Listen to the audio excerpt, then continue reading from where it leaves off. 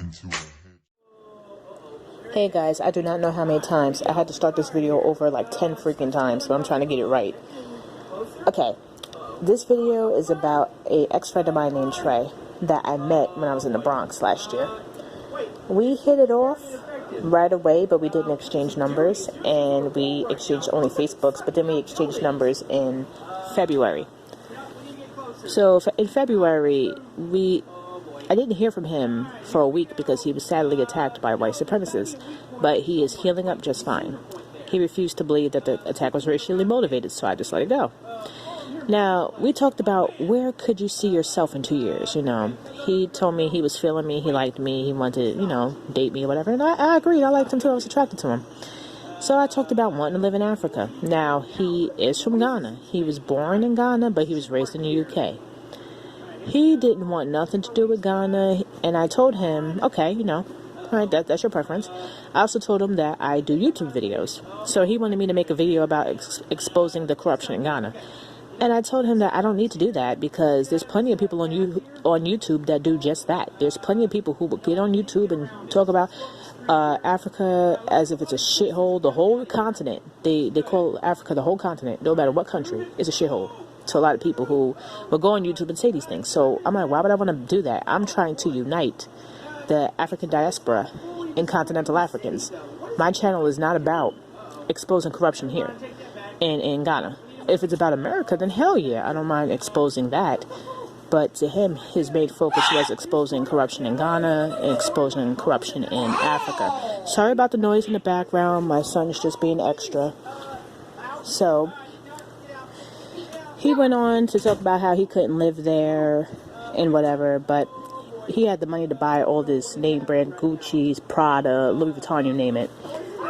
And there was a lot of things that didn't click. He would bash me for how I felt. Like, I told him I wanted to repatriate.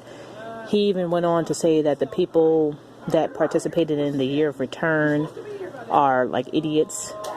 And he would say that, oh, Africans don't like you guys. He was basically one of those types of... He would basically be a tool for white supremacy. He had so much to say about it. He would say, you don't know what Africans say behind your back and blah, blah, blah. And then when I had to tell him, you don't know what African Americans, or in your words, Black Americans say behind your back? And then he got real offended when I had to, make up some shit. Because, honestly, Black Americans don't worry about that. They worry about surviving and all of that. A lot of the ones who are coming into spirituality are the ones who want to repatriate, connect with their roots, yada, yada, yada. We have several groups that do and that don't. But I'm for everyone who wants to make the decision. But he was just adamant about saying that Africans don't like y'all and all. And I'm like, if that's the case, you was born on the continent. Why are you talking to me? I was born in the diaspora. So why do you like me? He had nothing to say about that. He just went on with the negativity. I couldn't tolerate it. Every time I say, if I want to do something for myself, like, for example, I'm going to be going to Nigeria soon, which I told him. And he bashed me, like, oh, you're stupid. You're better off in America. You're just better off where you're at. I'm like, if all of us thought we were better off where we're at, then we would have stayed.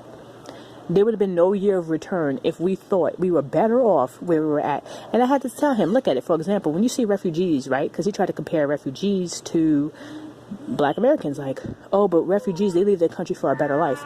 And I'm like, what do you think Black Americans are doing? I said, what works here in America doesn't work for everyone. One person's experience is not the same as your experience. I was like, okay, for example, your experience in the UK, you dealt with racism. Okay, but what if another Black person comes there and doesn't deal with racism at all?